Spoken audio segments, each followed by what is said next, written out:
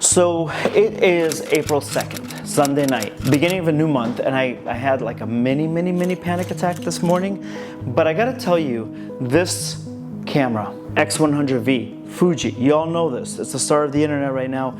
And this has really been helping me a lot with my mental health. And I had made a video before explaining why I even bought this camera, because I bought it as I was 2 years old. I bought it when I have a ton of other bills, and I bought it also because I wanted to photograph more, and I said how my family is getting older and everything, and life is passing by. You can watch that video actually I'll link to it at the end, and you should watch it then. But how is this camera helping me with mental health? And I think I actually would really love your opinion. If you are like a Fuji camera owner, this will be my second ever Fuji video that I'm making. If you bought this camera and it's helping you in ways just like to be a better photographer, to enjoy life more, can you just explain to me how also? Because I want to also learn from you. Just put that in the comments. That would really help me out a lot. But this morning I woke up with a tiny bit of an anxiety attack and panic attack, whatever one is the lighter one, not like the total heart attack one. It's April 2nd. So this March that just finished, my dad, who already had an open heart surgery, had the stents and everything, required another one, but he's much older and he's high risk, and the doctors are like, you are not a candidate for open heart. But my dad was getting to the point where he would take these nitroglycerin things under his tongue if he was having severe chest pains. And about the beginning of where we were all locked in our homes for 3 years, right at the beginning of it, he would take about 1 or 2 of those a week. He was getting chest pains. About a week before the surgery, he was taking about 5 of those every single day. He was getting that much chest pains, going from his chair to the front mailbox, chest pains, you know? And so it was just like, it was destroying me up here. And he had his surgery, and it went well, thank God. Great doctor, great hospitals and everything. Took much longer and everything, but 3 days, maybe 4 days after his surgery, he fainted, hit his head on the ground, got a concussion, bleeding. Doctors just swarmed over him, and it was another catastrophe. And it broke my heart for him. Then that same month, I also moved. Then that same month, I also lost a major client. And this client paid for my 2 people that I hire. It was like a big hit. Then I have a marketing firm that I'm the creative director of, and I have 3 guys that I'm overseeing, and they're amazing humans. But getting them in line and making sure they learn, and making sure they learn the business and everything, plus all of the creative work, plus all the client shenanigans and everything, it's hard, and it's all on my shoulders, like literally on my shoulders. Plus, I pay for 2 homes. I live in one. I help out a situation. I don't want to go deep into it because it's personal life stuff, but every single month I'm paying 2. It's exhausting. I'm so tired, you know. But take from that also that you as a photographer can do that. So when people say, oh, you can't make money from photography, you're like, oh, well, it's paying for 2. And I say, whatever. It's like, this is like an intimate conversation we're having. So this morning when I woke up, I'm like, what the heck? What am I supposed to do? Like this, I'm just having this panic attack. So I ceased all work, and I grabbed this guy right here. And I decided to just go to downtown LA and record. And I had this 3-part recipe. Part 1 was make room for yourself, just like I make room for all of my clients and I give them everything. Too bad. Block out like the day for you now. Number 2 was go back to basics. Don't worry about like taking like professional photos with the big lenses and the lights and everything. Go just take pictures. And then number 3, a bunch of them throughout the day. I call them quick 10s. So I'll be like, okay, 60 seconds, let's go. Quick, 10 things I'm thankful for. It could be like, I'm thankful that this shirt fit me today. I'm thankful that my friend checked up on me. I'm thankful for the meal I just had. I'm thankful for the people that helped, pick the vegetables that made that meal. Quick things that you might think are insignificant, just like it brings you back to good, and you're like, okay, like there's so much to appreciate. And speaking of so much to appreciate, That's what this camera has taught me. So I took it to downtown Los Angeles and I put in a recipe. And the recipe is from Fuji X Weekly, which will be linked down below.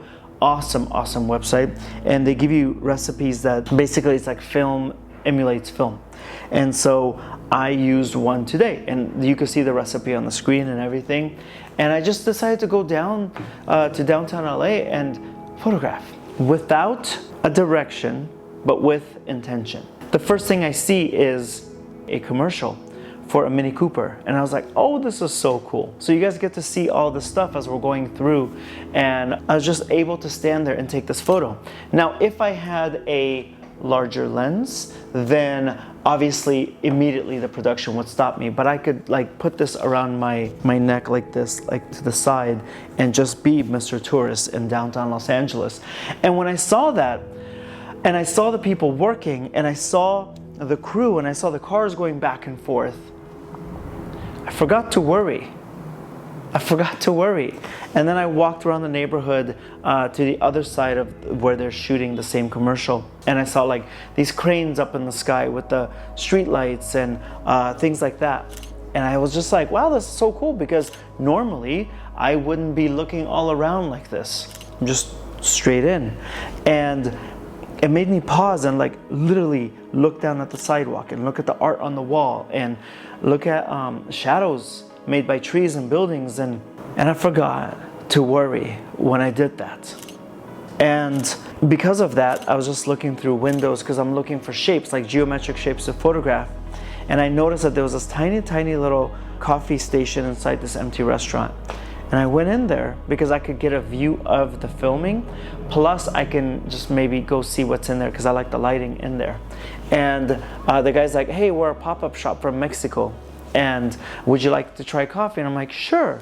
I wasn't gonna have breakfast that day, but sure. And I had like a biscuit and everything. And I got to photograph that and look to my left and see people in downtown, and behind me they were filming the commercial and hearing the great music and taking pictures of things like the disco ball inside the cafe and like the sign. And I forgot, you know, to worry. I forgot to have anxiety. And it just shows like how powerful the brain is. And if you keep yourself busy doing something that you love and you get out of that rut, then maybe you'll forget also to have anxiety.